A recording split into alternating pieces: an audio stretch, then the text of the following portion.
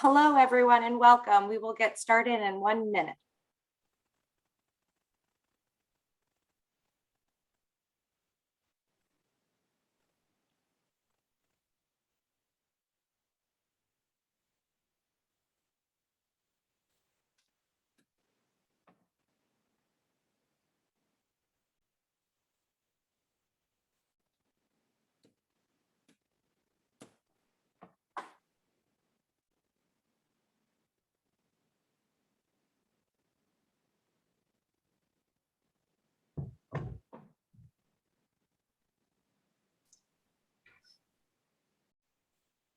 Okay, well, hello and welcome to today's webinar, Success Stories, Sustainable Materials Management at Tribal Casinos.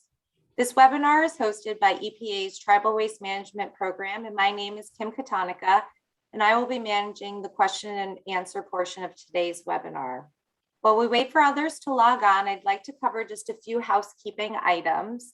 So by now you should have the Zoom application running and you should see the welcome slide for today's presentation on your screen. If you're having any technical difficulties using Zoom, you can ask a question in the Q&A tab on the control panel at the bottom of your screen and we will assist you. You can also email Zach. His email is at the bottom of the slide. If you'd like a copy of today's presentation, you'll find a link to download it in the chat box. You're welcome to save this PDF to your computer. And a recording of this presentation, along with a copy of all the presentations, will be posted on EPA's Tribal Land website in about 3 weeks. We also encourage you to ask questions. So please, to do that, please open the Q&A button, type your question or comment, and then click send. And then you can type your questions throughout the presentations, but we will be taking all the questions after all of the formal presentations today.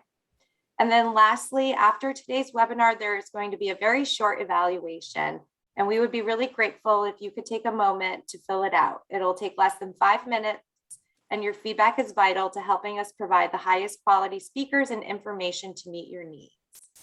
So today's webinar is going to be moderated by Charles Reddor from EPA headquarters, and I'm now going to turn it over to Charles. Thank you.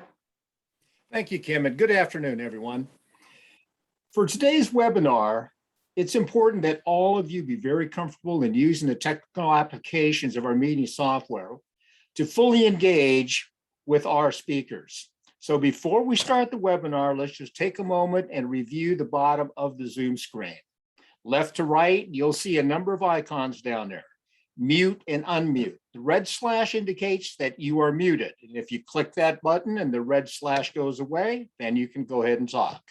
The same thing with the video button. Red slash, your video is not showing. Remove the red slash and we can see you. Participants, chat box, raise and lower your hand, all of those icons down there, all you got to do is take your mouse, click on it, and away you go. For today's webinar, we encourage you to ask questions either through the chat, through the Q&A. You could also raise your hand to speak verbally. And Kim will let you know when it's your time to unmute yourself and you can go ahead and ask your question. Kim will address all of your questions after the formal presentation. So let's begin the webinar. Let me introduce our speakers. Our first speaker today is Dominic Culbrale, a waste prevention specialist, the United States EPA Region 10. Dominic is the waste prevention specialist in the United States Environmental Protection Agency's Pacific Northwest Regional Office and a member of the EPA Region 10 Materials Management and Stewardship Team. Dominic is the regional lead for EPA partnership programs, business sustainability, and greening of sports and commercial food waste prevention. Dominic holds a bachelor's degree in political science from the University of Maryland and is a past recipient of EPA's James W. Craig Pollution Prevention Leadership Award. At this time, I'd like to turn it over to Dominic. Thanks, Charles. Hello, everyone. I'm Dominic Calabro from EPA's Pacific Northwest Regional Office, and I'll be laying the foundation for our webinar today and talking about EPA resources that are available to assist tribal casinos and hotels with their sustainability efforts. I'll then hand things off to our three excellent speakers representing tribal casinos and hotels, and they're going to share what they're doing to green their operations, protect the environment, and mitigate climate change. Next slide, please. I've listed here a few quotes highlighting the importance of conserving resources to save the earth. The EPA has a shared responsibility with tribal governments to support the protection and restoration of tribal lands and resources. The EPA's Sustainable Materials Management, or SMM program, is part of EPA's broader efforts to support tribes as they develop sustainable systems of managing waste. Next slide. Tribal communities often use the 7th generation principle, which says one should consider the effects of their actions and decisions for 7 generations into the future. Sustainable materials management takes a similar holistic life cycle approach to materials and waste management. Taking this approach considers each phase of a product's life cycle and how there are multiple opportunities to prevent pollution and reduce greenhouse gas emissions. The further up we act on a product's life cycle, preventing waste, and both using and reusing resources, the greater the environmental benefits. This is another way of saying reduce, reuse, or repair, then recycle, with the reduce part being the most impactful. Next slide. Emphasizing the urgent need for all humans to take more upstream actions, this slide shows the world's current trajectory of natural resource consumption and waste generation. Based on estimates for global GDP and population, we will need 5.3 Earths to keep pace with our current levels by 2050. That's represented by the red line. The green line represents the most optimistic scenario in which we do lots of recycling and composting, but even then, we would still need 3.2 Earths to keep pace with the amount of natural resources we're consuming.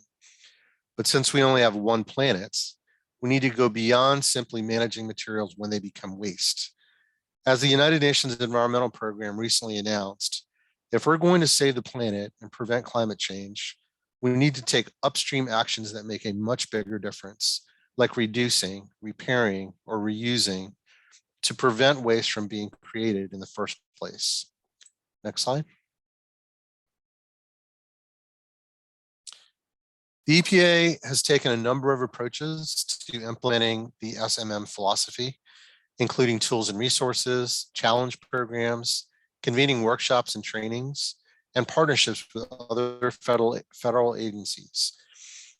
In my EPA region, we've supported the Tribal Solid Waste Advisory Network, or TSWAN, to promote SMM practices.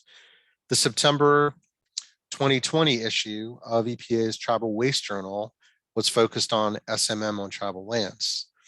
The pandemic has put a hold on our in-person gatherings, but we continue to create webinars like this one to share information, and we look forward with hope to 2022. Next slide.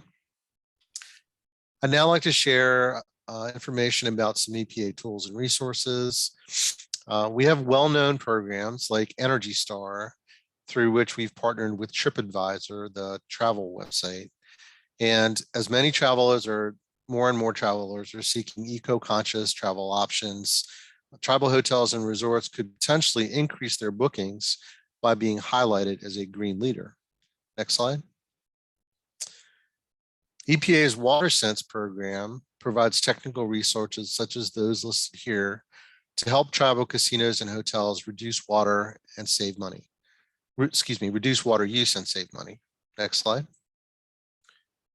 We also provide recognition for and a suite of tools for hotels and resorts that participate in EPA's H2O Tell Challenge. Next slide. Wasted food is a huge contributor to greenhouse gases and climate change, since food decomposing in landfills produces methane for decades. And methane has 25 times the global warming potential of carbon dioxide.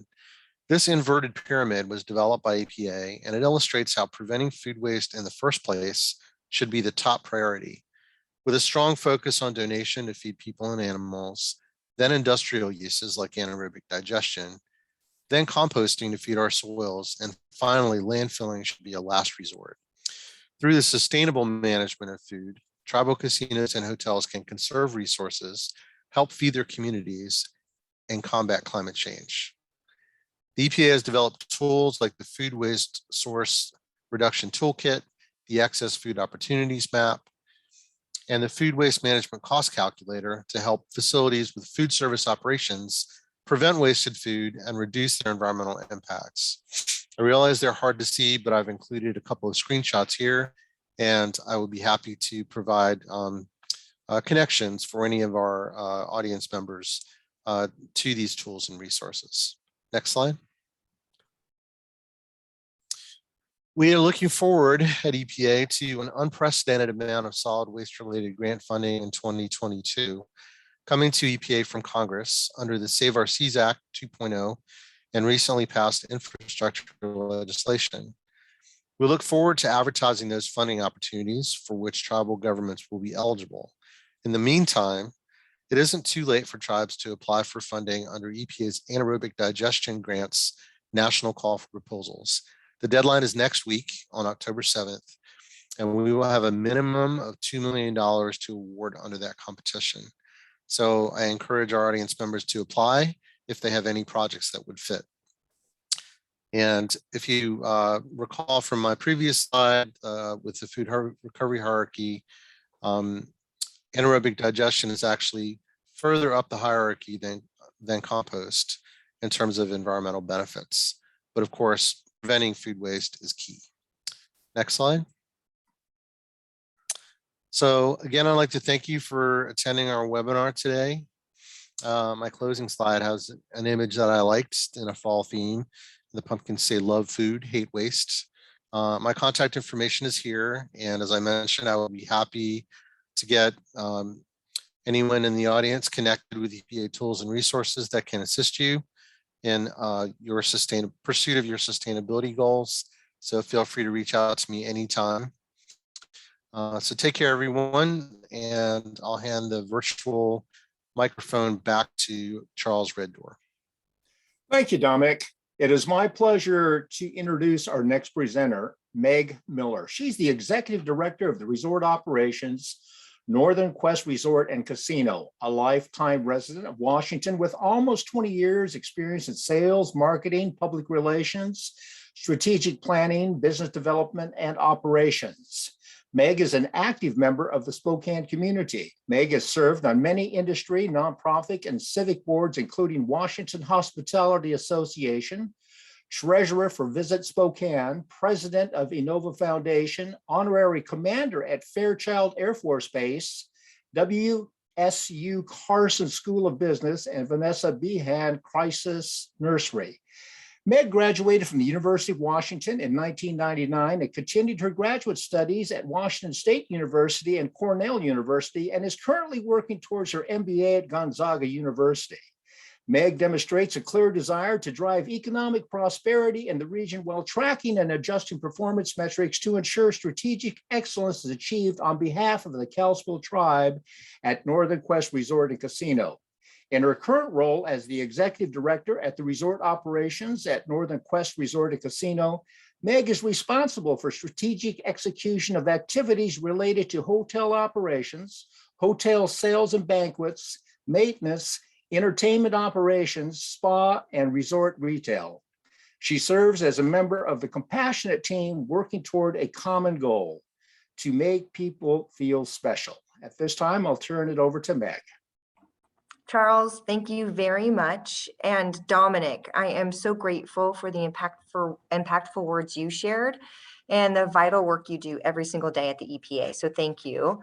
Also to my fellow panelists and attendees for taking the time to care about our natural resources, which are extremely important to me, but the Kalispel tribe as well.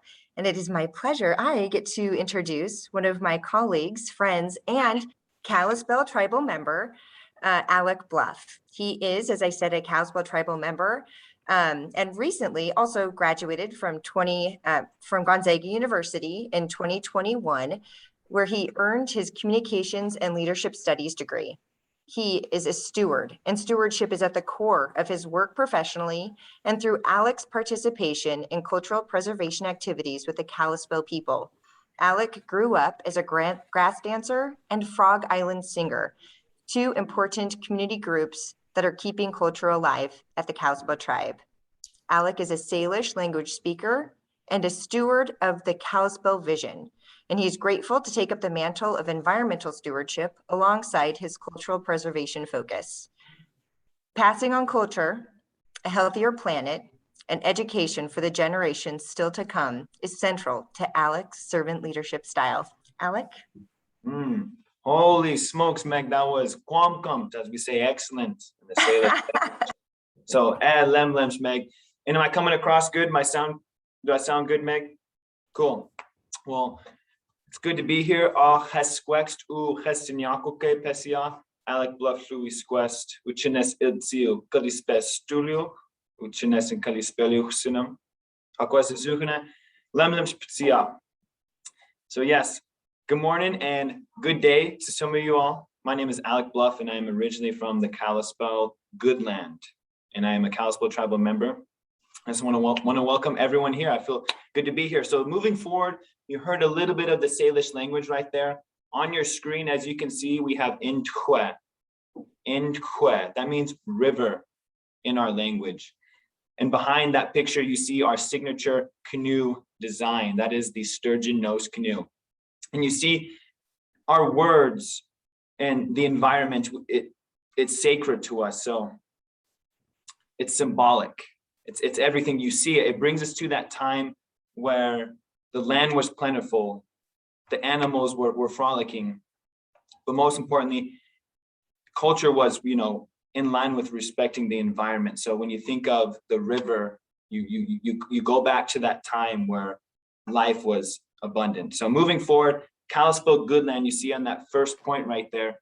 So we call our reservation Kalispestulio, and translate that to English, that actually means Kalispel Goodland. So for us, our words, they take us back to the time to remind us what to keep important. Takes us back to where we see that river, we see our people on the water, we see the fish coming out. It reminds us, so our words and our connection to the environment, it is sacred. So sustainability is very sacred to us. And stewardship for the next generation, holy smokes, my whole life, I felt like everything has been done before me, opportunities, experiences. Very grateful for allocation of resources in this area because it's installed a fire in me today to want to come back and ensure the next generation has the same opportunities and experiences that I had on the reservation. And also, it's very awesome to see that now we have language preservation, educational programs coming up. Sustainability to us is more than just as simply recycling. It's ushering in and inspiring the next generation. And I just want to say thank you to all Native and non-Native people in communities worldwide in their efforts towards stewardship and sustainability. Lemlemsh. Lemlem Chalik. So moving on to the on-the-ground efforts we had at Northern Quest after Alec's amazingly inspiring words. Thank you so much. Our journey began approximately 5 years ago with a conversion of our lights to LED and more low energy consumption from just lighting. Our parking garage is 5 stories tall, and starting with a simple project that was good for the P&L, but more importantly, good for the environment, was the seed that germinated into a much bigger project and grew organically as people heard about our sustainability efforts around Northern Quest Resort and Casino. Our team got excited and we came up with groups of people to have ideas around where we could start being more responsible, and met our great good friend and consultant, Eric, who's going to walk us through the specifics of what we've done on the food side and as well as the recycling and composting side. But that organic growth with almost 1,500 team members was very important, not only because it aligns with our stewardship as a Kalispel people and organizationally, but also because it takes a great deal of effort. So that rally cry, that fire that Alec has, was an important one that inspired our team. And we were able to create that within the groups of housekeepers, maintenance workers, and our culinary team, who really had to do the heavy lifting every single day to make this possible. And you'll learn where we are on our food reduction and the compost and recycling side of things. But our sustainability path, to Alec's point, is broad. It's about that 7-generation thinking that Dominic spoke so well to just moments ago, as well as opportunities that present themselves wherever we can be stewards of our natural and cultural environments. So we're talking about converting our fleet, which is over 35 vehicles strong, and some of those water efforts also that the EPA is leading on within the hotel. So lots more to come over the years. Hopefully it's a constant practice and a continuum, not a destination. I think we're going to actually go to Eric now. We are. Great. Eric, my friend, please. Yes, thank Thank you Meg. very much. And so once again, my name is Eric Megginson. I'm the founder. Eric, if you'll just take a moment, let me just go ahead and introduce you, please. Oh, sure. Great. Thank you so much, Eric. First of all, I'd like to thank Meg and Alec for that wonderful presentation. And I'd like to introduce our next presenter, Eric Megginson. He is the president of Resource Synergy, a Spokane-based sustainability consultancy. Over the last 14 years, he has led environmental projects for some of the world's largest corporations, such as Coca-Cola, Marriott, and Walmart. And since founding his own company in 2015, he has helped over 150 Northwest organizations reduce cost and improve their environmental impact through energy and water efficiency and waste reduction.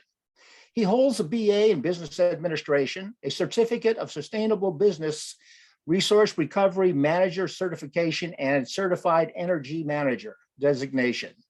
He is currently supporting Northwest Quest Casino and Kalispell Casino, and recently conducted a waste characterization for the Snoqualmie Casino. I give you Eric. Great. Thank you. And first of all, I just have to share how honored and fortunate we are at Resource Synergy to be working with some of the tribes and the casinos on today's call. Both the Kalispell tribe, Northern Quest Casino, and Snoqualmie Casino are current clients of ours. But I'd like to start off by sharing a little bit about our work with Northern Quest and the Kalispell tribe. Now, like so many Resource Synergy projects, our partnership started with some dumpster diving.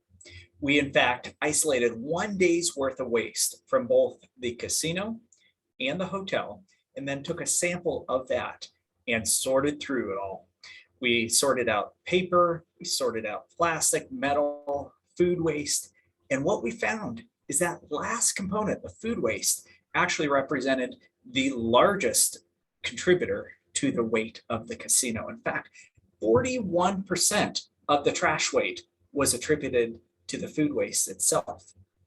And in fact, when you add in food soiled paper, paper towels, and other compostable items, they were over 50% compostable.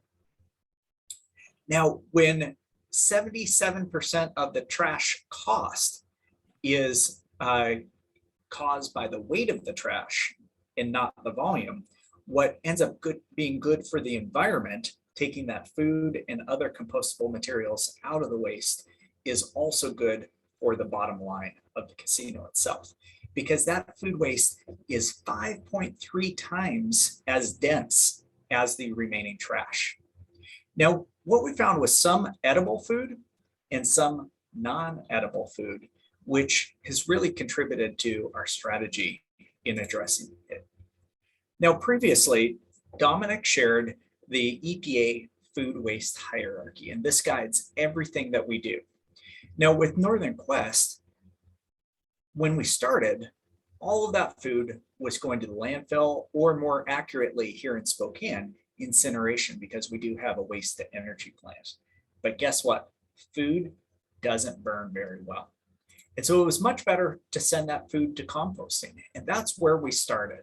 Now, all along, we knew that it's better to prevent food waste from happening in the first place.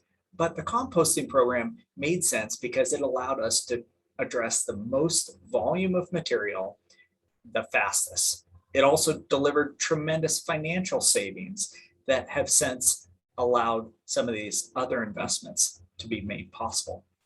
So now that we're here in 2021, we're working up the pyramid to programs to prevent food waste from happening in the first place and to feed that food waste that is happening to animals. Let's flash back to 2019 though. With the composting program, we decided not to roll it out property-wide out of the gate. We decided to take very intentional steps to ensure success along the way.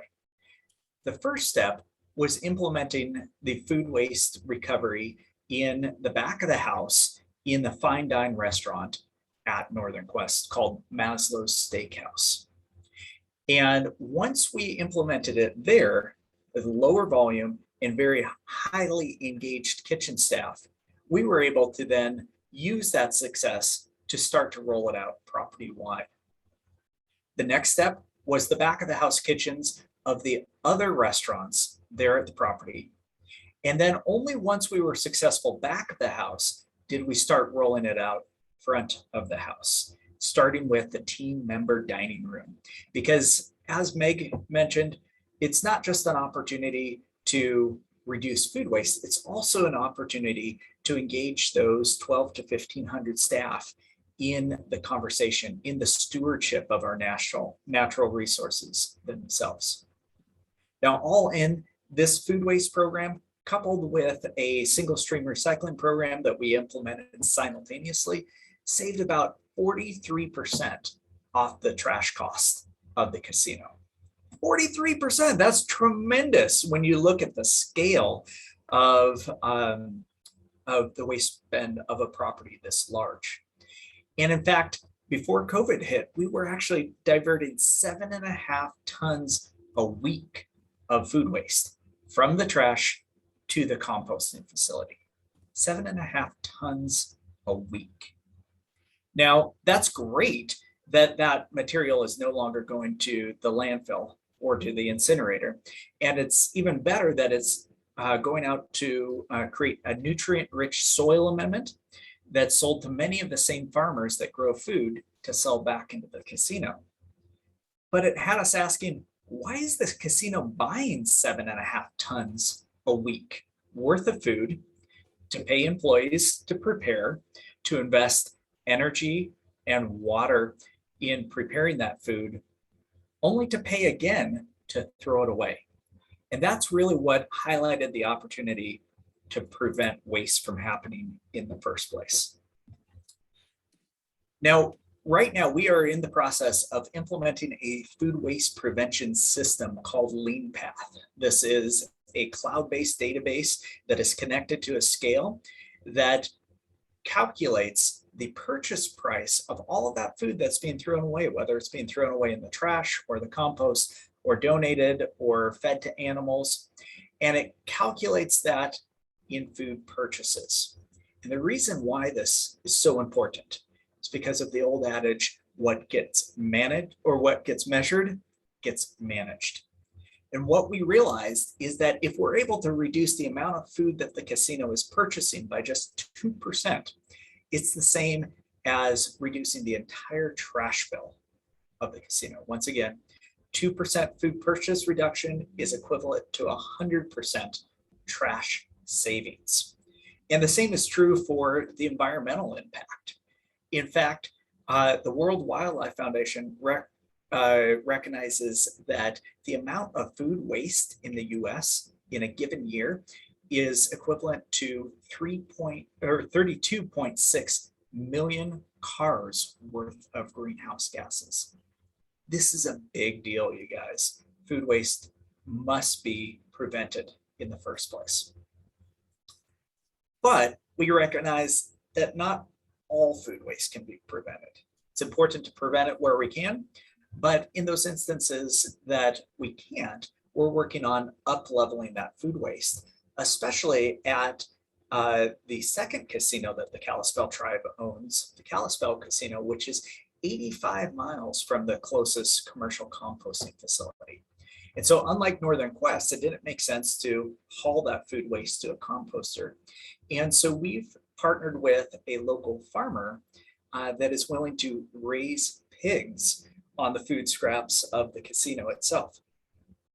And we are very grateful to the EPA for a grant that will fund this 2-year project, pilot project, in which food scraps will be captured in the kitchen of the casino, ground up, cooked down, pasteurized for 30 minutes, and then fed to a dedicated herd of pigs that, once butchered, will be sold back to the Kalispell tribe for the various restaurants and casino operations that they operate.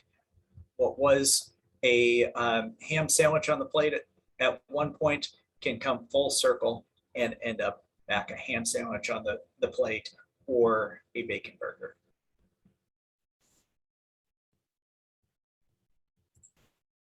So with that, I'll turn it back over to Charles Reddoor to introduce our next speaker and valuable resource synergy partner.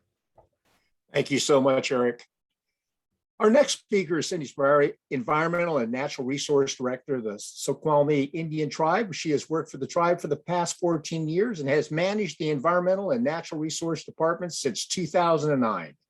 She has a bachelor's degree from the University of Washington in Ecology and Conservation and a certificate in Restoration Ecology. In her capacity as Environmental and Natural Resources Director, Cindy is involved with several boards and communities locally and regionally, including serving as a co-chair for the King County's Fish Farm Flood Committee. She is also the vice chair of the Snoqualmie Watershed Forum and has served as a board member of the Tribal Solid Waste Advisory Network, TSON, for the past 9 years. At this time, I'll turn it over to Cindy. Thank you, Charles. Hi, everybody. Can you see my screen? Making sure I did this correctly. Okay, thank you. Thank you to Eric and to Meg and Dominic and everyone else for this great, all these great presentations. So my name is Cindy Spirey, and I'm the Environmental and Natural Resources Department Director for the Snoqualmie Indian Tribe. So in keeping with tribal priorities, the Snoqualmie Tribe's Environmental and Natural Resources Department has a mission to protect, preserve, and enhance the natural and cultural resources of the Snoqualmie Reservation and traditional tribal lands for the benefit of current and future generations. So part of our work is working on the reservation with the Snoqualmie Casino. The Snoqualmie Casino opened just in 2008, November of 2008. And in 2010, we developed a solid waste code that was developed with funding from the EPA. And our solid waste code says that all tribal facilities shall participate in recycling programs, food waste, compost their food waste, and also a kitchen grease recycling program. And this was, this code development was all part of our integrated solid waste management plan development. So our beginning waste reduction efforts at the casino was our food waste composting and our fryer oil recycling for biofuel. And then after we had those programs in place, we continued working with the casino facilities and staff to implement further waste reduction programs. We recycled cardboard and eliminated styrofoam containers and cups. We made an effort to buy recycled products. We implemented mixed recycling, and we also tried to reduce plastic water bottles. So in the first 10 years of our fryer oil recycling, we recycled approximately 182,640 gallons of fryer oil into biofuel. We also tried to implement a food donation program. We have not been successful in doing that yet due to just the logistics of where we are and where the donations would go. But we were successful in getting some food waste composted out of that, out of those talks. We worked with the Snoqualmie Valley Food Bank and found out that they had a problem with people donating tons and tons of bread. They had way too much bread, more than they could use, and they were having to throw it all in the garbage. And so the Snoqualmie Casino allowed them to just come and bring their excess bread donations to our composting roll-off, and we let them just compost that for free and get that out of the waste stream. So as I mentioned, we do have a desire to reduce water bottles. So we did install water stations. We have 5 of them, 2 on the casino floor and 2 on the service level, back of the house area for employees. In September 2018 was the last time I was able to get a current count. We had, there are counters on all of these water stations, and we had saved 1,383,557 water bottles since the installation in 2012. So that was about 6 years. The reason I can't get a current count now is, unfortunately, I just found out that when a couple of the water stations filters were changed, the counters were reset. But you can see how many water bottles are being saved. So they're still working really well. Also, unfortunately, on the because of the pandemic, this has also been impacted, where the water stations on the floor were not being used. They were passing out water bottles instead of having people get their own cups and use the water stations, but they have returned to use just this past month. And so we're hoping to reduce the extra water bottles that had been being used because of that. Another program that we implemented was changing out all of the lighting. And this happened back in 2000, 10, 11 is when they started changing. After that, I think it was 2013, they changed again to LED. And it was incredible the amount of money that they saved when they changed out all of the lights. The bottom line savings was about $6,000 per month. They actually had a crew of people, a couple of people that would start at one end of the casino and start changing light bulbs, work their way to the other end. And then when they got there, they had to turn around and go back. So there's a lot of different ways that this saved money. We currently have 1,583 machines that have LED lights. So 90%, and 90% of the machines have LED lights. It's 1,583 machines, and 14,000 of those have the newer LED technology. So that's going to save some money. I don't have the numbers there, but I can imagine that it's pretty significant. So when we began our food waste program, we did have a little bit of resistance from the facilities crew. The people that came from other casinos had not done that before, but we were able to show that composting food waste is about half the cost per ton as sending that food waste to the landfill. And even though prices have gone up, both for garbage and for food waste, it's still about half the cost.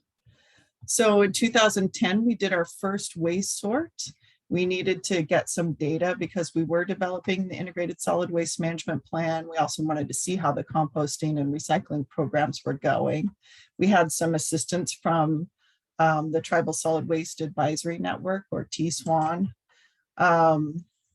And we did this one ourselves. I don't actually recommend that, but we did do this first one ourselves. We had a midweek sample, and we had them save the garbage bags for 24 hours, and we took 25% of every bag and weighed it and cataloged what was in there. It turned out from the amounts that we looked at, there was only about 18.75% that was non-recyclable or compostable. So, and there was a ton of food waste in the garbage. There was so much food waste. So we had to investigate and find out why was there so much food waste. We worked with the casino back of the house staff and found out that they were having an issue with compostable bags. They weren't strong enough for the larger garbage cans. So we worked with them and we found a stronger bag, and they started double bagging and really corrected all of those issues that we found in that first waste sort. So it was really great to have the support from the casino, and the facilities staff and the food and beverage staff. So we just recently did another waste sort. We hadn't done one in about 11 years. And we contracted with Resource Synergy, who you just heard from, and they're great. I recommend working with them if you can, or a company like them. You can see all the work that they did. They did a similar process that we did, but they had a lot more people, and they had a lot better setup. And they found that we had a lot of food waste once again in the trash, and a lot of recyclables in the trash. They also looked at collected some data from the invoices for Cedar Grove and for our waste hauler, and took a look at how much we were paying and how much tonnage we were sending, to help us determine where we can make some of our corrections.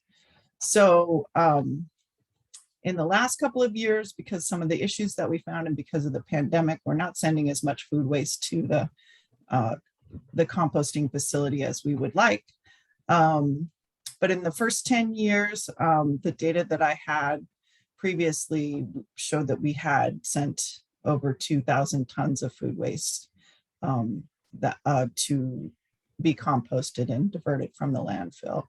So even though we do have some corrections to make, we're sending a lot of food waste to be composted, and it's not going into the landfill. So we have some steps to improve our program. We've already taken some steps. We're tracking the water bottles closely now to see what we can do to reduce those. We've made adjustments in all of the restaurants, in the front of the house and in the back of the house. We started composting coffee grounds, which apparently they weren't doing for a while, and we're working with the chefs and the restaurant managers to sort of sort and increase the amount of food waste that is being sent to the composting facility and not sent to the landfill. And just from the changes that they've made, I'm told that our compost went up from 3 tons to 12 tons in June, which is pretty good. So all of our recycling is being sorted, and we're working to have the recycling hauled more frequently because we're needing to do that as well. We found out that regular communication and assessments, of course, is what's going to help the program improve. And we're also hoping to contract with Resource Synergy to get some of these programs dialed in. And so, as I mentioned, communication, education and training, partnerships, those are what we found are the keys to a more successful program. And I will stop sharing. Thank you, Cindy. Wonderful presentation. Our last presenter today is Mike Hamilton, Vice President of Food and Beverage, Firekeepers Casino Hotel. Mike has an extensive executive background in food and beverage and casino operations. Prior to joining Firekeepers, he was the Director of Operations for HMS Host at the Cincinnati, Kentucky International Airport, where he oversaw 19 different outlets. He was also General Manager of the Paragon Casino Resort, Louisiana, where he was responsible for all aspects of casino operations. Finally, he was at Majestic Mohegan Sun in Connecticut for 20 years, where he was Vice President and oversight of food and beverage, transportation, and construction projects. He is also a tribal member of the Mohegan tribe. Mr. Hamilton has a degree from the Culinary Institute of America, as well as certification from the University of Nevada in casino management. I give you Mike Hamilton. Thank you, Charles. Can you hear me? Yes, I can. Excellent. Thank you very much. So Firekeepers Food Recovery. Just want to introduce myself, Vice President of Food and Beverage here at Firekeepers, and my team, Executive Chef Brant Coulter, and my Director of Food and Beverage, Brandon Coco. The Firekeepers Casino and Hotel is owned by the Nottawasepi Huron Band of the Potawatomi tribe. And they're obviously focused on the next 7 generations to make it a better place to live. Unfortunately, I don't have a video, so I went ahead and just took a quick snapshot of myself. That's me, Michael Hamilton. And there's many approaches here. I've been with the property for about 7 months now, and there's been a lot of things done prior to me, and I look forward to doing a lot of things in the future as well. The property currently has a solar panel program, which we use solar technology. We're currently in the process of constructing an electric charging lot that'll have 12 stations for electric vehicles. We're reviewing and discussing a partnership with My Green Michigan actually in the last 4 weeks. I'll probably have that up and running in its infancy stages in the next couple of weeks, which will be a composting program going forward.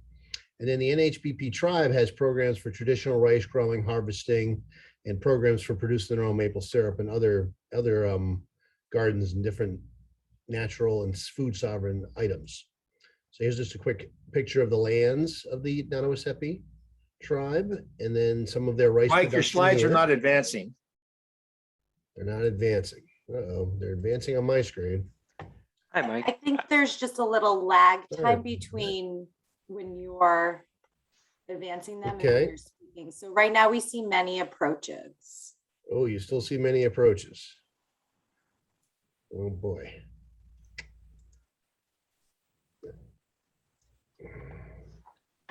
Interesting. All right, I'm going to stop sharing for a minute, and then I'm going to go ahead and try to reshare. My apologies, technical difficulties. If you'd like, I can share my screen. You can just tell me to advance the slide. I'm going to try that one more time. So many approaches is up, correct? Can you hear me? We can hear you. It just says that you started sharing your screen and it says to double click to enter full screen mode. Double click. to enter Okay, first now we one. see many approaches. Interesting.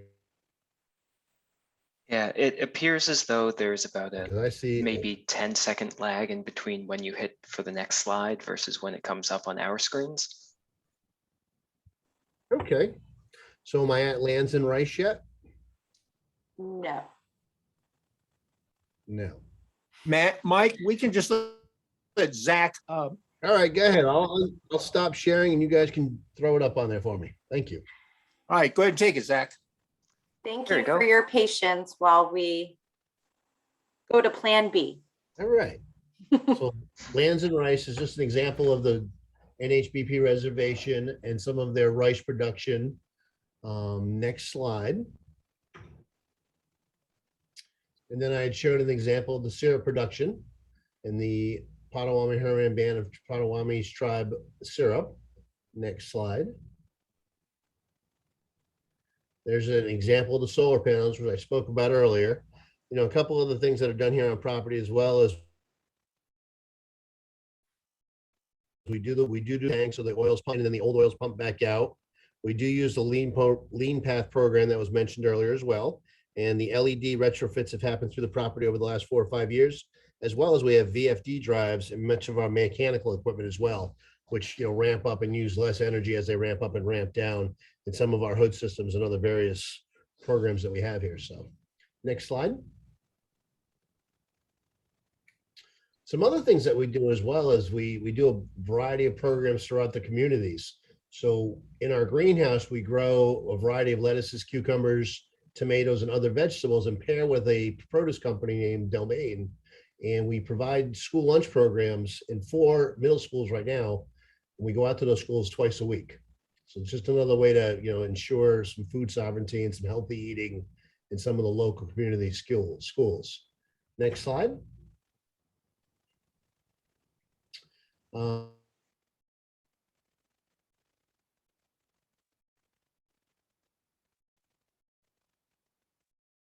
Example of a glass recycler. So we have those. We have as well as we have dumpsters for the bulk glass and cans as well. So we sort all those out and recycle those as well. Next slide. Specialized washing bays. So it's important that when you're try to do these different recycling programs that you try to reduce the yuck factor and keep everything as clean as possible. So having the right grease receptacles and doing different things is important to keep the environment clean as well. So that's just an example of a wash bay that we have that we're able to wash items down and it gets separated properly in the drain system. Next slide, please. As well, in the same room, we have a specialized washing unit for food contact items that maybe go in and out of our kitchens. We want to make sure those are properly sanitized as they come out, with possible post and pre-consumer waste, and then they go back into our kitchens. We want to make sure those are as sanitary as possible. Next slide, please. Cardboard compactors. So we have compactors on both sides of the property as we sort out as much of the cardboard as possible and get that removed separately. Next slide, please. Water stations, which have been mentioned in other presentations. We have 4 or 5 of these on property, as well as we're looking at a bubbler program for some areas that we just couldn't get the mechanical utilities for these water stations to try to reduce the, the individual bottles around the property as well. Next slide, please. We'll click through this one click at a time. So I'm just going to give an example of some of the Firekeepers culinary team. So we have 7 restaurants, and if you can click. And we have Nevi, which is our high-end fine dining restaurant, which recently moved to Tower 2. And we're getting ready to do a post-consumer program there, as well as a pre-consumer in the prep area, which will go off to the composting facility. Next click, please.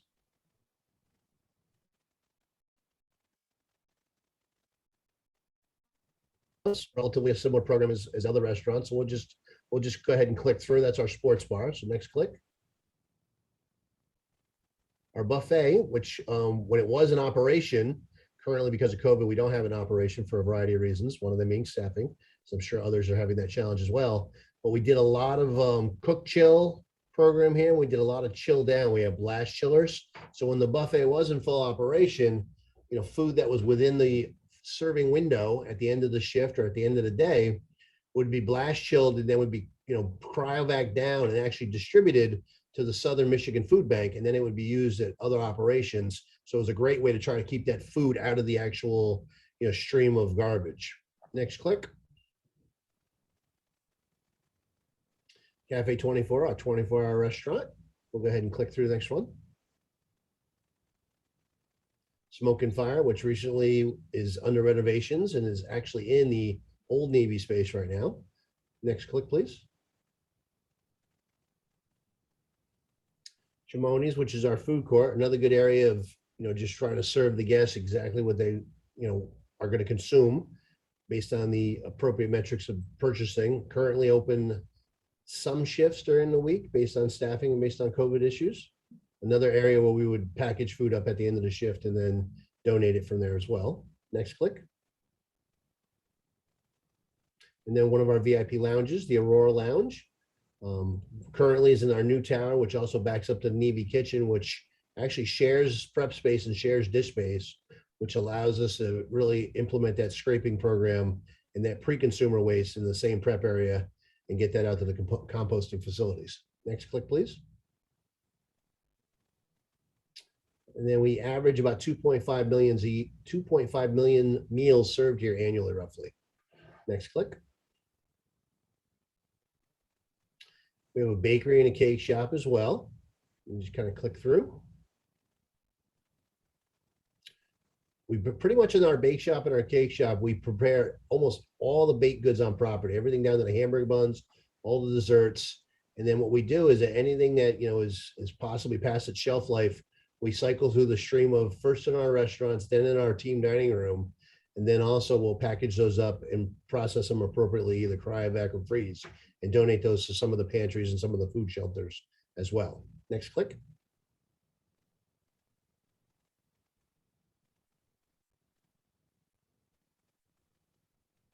Some of the Firekeepers culinary teams, quick picture of that. Next click. Some of the educational things we've been involved in currently and over the years. You can click through. We partner with the South Central Michigan Food Bank. Next click. Fresh food initiatives. So when we talk about education, we talk about how do you take, you know, recycled foods or donated foods, and how do you process them for different segments of the population so they can make healthy choice meals, make easy meals at home based on possibly some of the equipment they might have in their own households. So we do a lot of training. We try to go out with the food bank and show people that, you know, here's what we're donating today, whether it's seasonal items like squash or other vegetables, you know, root vegetables and stuff, show them how to make healthy and quality products that they can consume at their homes. Next click. Another example of that. Go ahead and click again. Thank you. We're serving 8 counties between the food bank and some of the different things that we donate and some of the educational programs that we have. Next click. About 107,000 people or so impacted in the last metric, which was last year. Next click. You know, food safety training, again, trying to take, you know, the general population that comes to our food bank and some of the fresh food initiatives that we go off site and teach, is showing people how to store food properly, you know, showing them how to have food in a very safe manner at home so that, you know, their lives are enriched. You know, we believe that an enriched community overall is a healthier community, and a healthier community that has been fed, that has jobs, is just a cycle of commerce, cycle of being good, cycle of goodness, as far as, you know, having people that are employed and have what they need to take care of their families and their friends and stuff. And eventually that turns around to more customers as well. So try to educate the population as much as possible. Next click. Some more examples of some other events we've been to, fresh food initiatives, and working with the food bank. Next click, please. Our Operation Fit program, currently in 14 different either daycares or school systems, where we provide on a weekly basis, you know, fresh produce items, oranges, apples, bananas, also fresh snacks like veggie straws, you know, different healthy snacks, you know, getting into the school systems and really trying to get people off, you know, in theory, into a good start in their worlds. So 14 current operations, about 60,000 pounds of produce and 2,400 plus cases of snacks in the course of a year donated to Operation Fit. Next click, please. Food rescue, go ahead and give it another click. This is Sean, who works in our production kitchen. And Sean is in the process of, you know, adding things to the blast chiller and chilling them down to the appropriate temperatures. Go ahead and click again. So he puts them into the blast chiller. He's going to chill them down. Click again. There's Sean again, making sure the temperatures are proper. Again, safety is probably one of your most important things when you're going to, you know, do a program like this, is that it goes to the end consumer after it's been donated in a very safe manner, and also showing people how to reheat and retherm products is really important. You click again, please. So you're repackaging the product once it's chilled down. Go ahead and click again.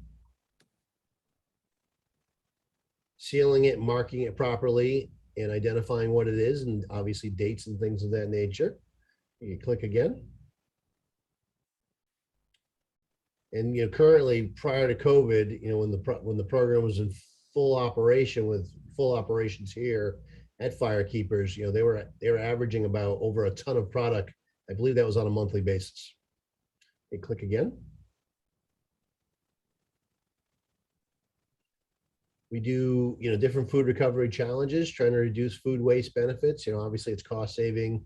We're working to feed the hungry and reduce the environmental impacts with technical assistance and tools, things like Lean Path, things like partnerships with My Green Michigan, recognition and awards, and then just waste tracking systems such as Lean Path, which we spoke about earlier. Working with the purchasing department on a constant basis, looking for different products. The new executive chef here on property, we're taking more care in prepping, really looking at lettuce, looking at different things and making sure that the least amount of things get into the waste stream itself. And again, continuous education, outreach. We actually have our banquet chef who spends a lot of time educating people on knife skills, how to prep things, and how to do the best possible use of products. Another click. So we also have an off-site restaurant from the property that the NHBP tribe owns as well. And if you could click again, it's a nonprofit restaurant, so any profits are donated to the local area charities. Okay, click again, please. It was a historic building. They actually renovated down in Battle Creek, Michigan. It was an old firehouse.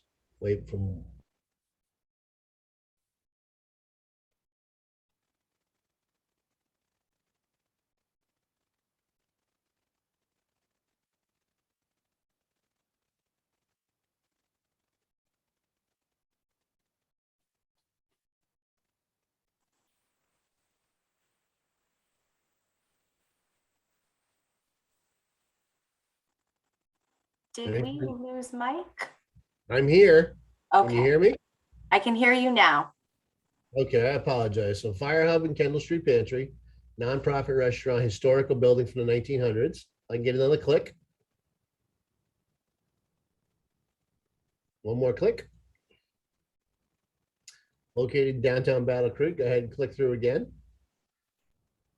So it has a shared entrance with the Kendall Street Pantry. So when they renovated the space, they wanted to give back to the community in downtown Battle Creek as well. So they created a pantry operation in the back of the building. Go ahead and click again. Click again. So we partnered with the Southern Michigan Food Bank and Firekeepers and created the Kendall Street Pantry. Go ahead and click again. The Pantry Track program. So the Kendall Street Pantry's a Pantry Track program, and it's a software-based program that people register and click again. Actual guests register with. It's open currently 1 day a week, which is on right now. We moved back to the Kendall Street Pantry on July 12th of 2021. Due to COVID, we were operating out of some parking lots with a fresh program where we would actually just put prepackaged boxes in people's cars. But right now we're operating 2 hours a week, 4 to 6 p.m. on Mondays. Go ahead and click again. And it's a dignified shopping experience. You kind of come through the pantry, you register, and then you come through and you shop, and you're allowed, based on the size of your family, so many products off the different shelves. And then other donated products will go into this pantry as well. If there's anything from the Fire Hub that can be packaged and saved, it goes through the pantry as well and is properly stored. Go ahead and click again. It's also available for emergency distros. So the pantry gets stocked once a week, usually on Fridays, but there's usually products that are in there on a regular basis. So if we have an emergency situation, we can allow customers to come in and go ahead and shop in the pantry itself. Click again. And approximately 1,407 households served, and about 65,000 pounds of food annually are put through the pantry itself. Go ahead and click again. Another picture of the pantry there. Next. I want to talk a little bit about the greenhouse. These are some rendering pictures. The NHBP tribe on their reservation allowed firekeepers to build a growing facility on about 6 acres of land. Go ahead and click the next slide. So these are some pictures of the actual operations as it was last week. growing various lettuces, cucumbers, tomatoes, and much of the product goes to the elders. It's delivered to the elders on the reservation, as well as our greenhouse, not our greenhouse, our salad bar program in the 4 elementary schools as well. There's some raised bed growing. There's some greenhouse growing, obviously, and seasoning grow outside. You can click to the next slide. Some more pictures of the raised beds. Natural herb program.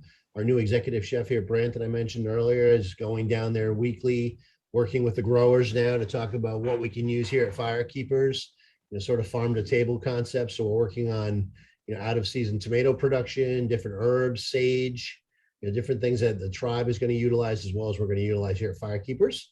Next, please. We also have some chickens down there, so we have a fresh egg production. Most of this product is given directly to the elders, and also there's a weekly lunch and learn on Wednesdays that the growers here and the people that run the greenhouse will go up and talk with the tribe and talk about different ways to use the products and possibly other ideas they'd like for us to grow in the greenhouse itself. Next slide, please.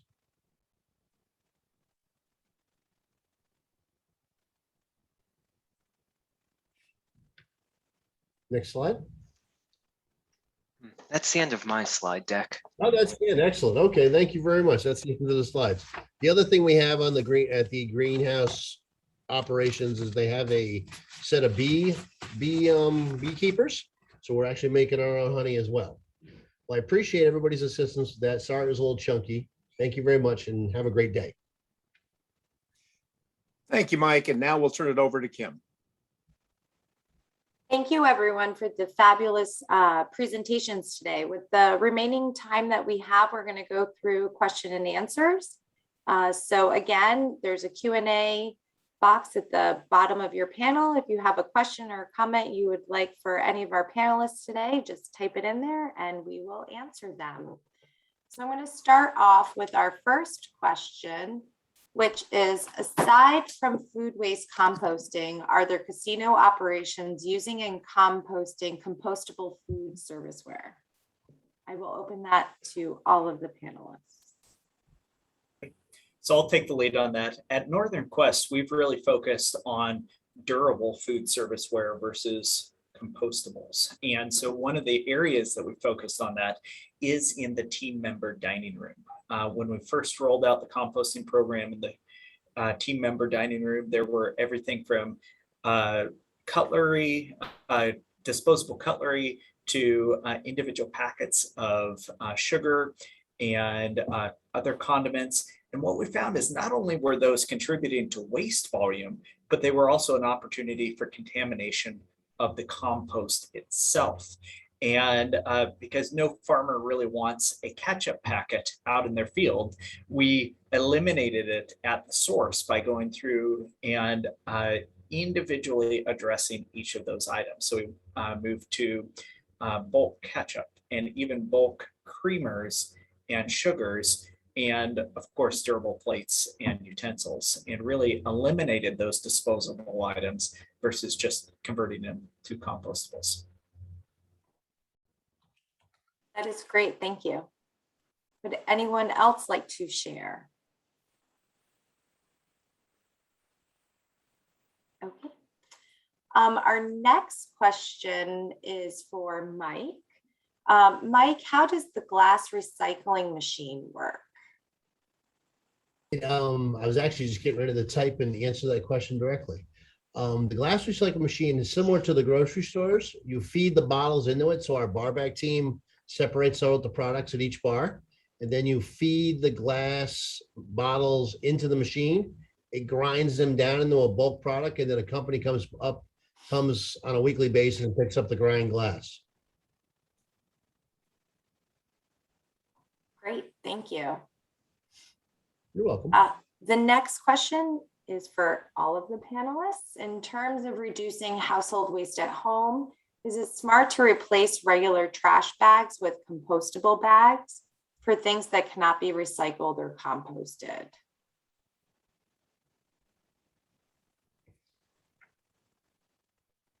So I'm happy to jump in on that one as well. Typically, I don't recommend compostables, whether it's trash bags or compostable food serviceware in the instance that it's going to be thrown away anyway. Really, the intent of compostable food serviceware, whether it's the compostable fork or the compostable bag, is to facilitate the transport of the food itself into the composting stream, not by the benefit of the production of that compostable item from renewable sources in the first place. In fact, in some cases, the upstream impact of producing compostable items is as much, or in some cases even more, than their non-compostable alternatives. So once again, it's not enough to just use compostable bags if you're throwing that bag in the trash. It's far more important to focus on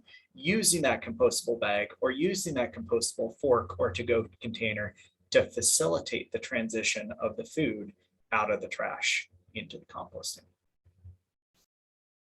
Interesting. Thank you. Okay, a comment for Mike in particular. I work with Emmett County Recycling and work with waste diversion efforts, recycling and pre-consumer food scrap collection for Little Traverse Bay bands of Ottawa government and the Ottawa Casino. We deliver 40 yards of finished compost to the tribe's farm every year. It's a full circle, circular economy story and relationship that we love to share. It's great to hear of other great waste reduction programs and partnerships here in Michigan. Excellent, thank you. We're also going to look at buying some of the compost from the guy we're going to use down at the farm as well, at the greenhouse. Okay, the next question. When beginning a composting program, what is the most effective method in creating a successful system?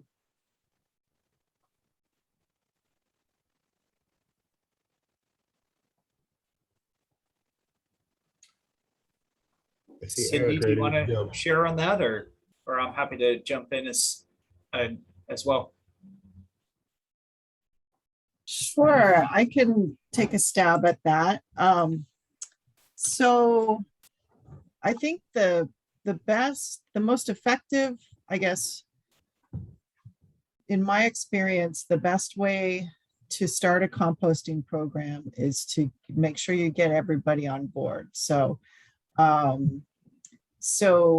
meeting with everybody, absolutely everybody that is going to have anything to do with it, is vital. You have to have, if we're talking about, a casino or a business like that, you have to have the food and beverage people, you have to have the facilities people, the cleaning staff. You have to have everybody on board and get their input also, because they're going to be able to tell you, if something's going to work or not, or if something's going to be too cumbersome. And the problem is, if it's going to be too cumbersome, then people won't do it, because it's people implementing these programs. So we have to make it, sort of user friendly.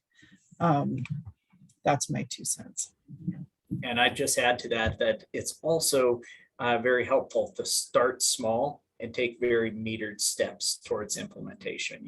Everybody is excited to promote the composting and, throw compost bins out on the casino floor and, convert all of the packaging over to compostable packaging.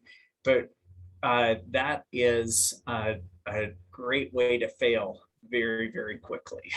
In fact, the best way to be successful is to start first small, like we did at Northern Quest at the fine dine restaurant with the most engaged kitchen staff on site, prove that success, and then roll it to the next venue and the next venue, and always start with back of house before you move to the front of house, because that's not only where you have the most impact over those individuals that are putting the material in the container, but it's also, frankly, where most of the food waste is generated. In some cases, even in a QSR fast food environment, we've seen 60 to 80% of the food waste generated back of house, which is counterintuitive or for fast food, right? But it generally is where most of the food waste is generated. So you have the best chance of succeeding and the most material generated back of house. So let's start there. I can add one quick thing. Oops, sorry. Oh, go ahead, Mike. Go ahead, Um, Mike. Yeah, consider the yuck factor and consider how you're going to store the product until it leaves your property. One property I was at, we actually had a walk-in cooler on the receiving dock, and that cooler was designated for all the food waste scraps. Right now I'm working on the program here where I've actually taken a building that's outside.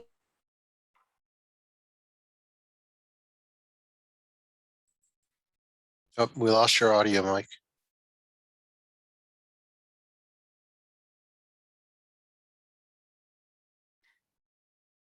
Well, hopefully.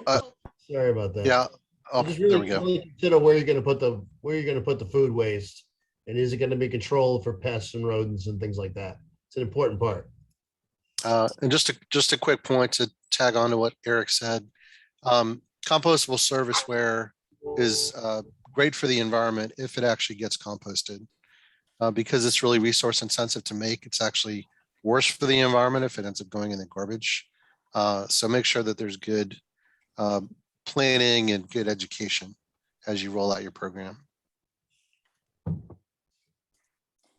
Great.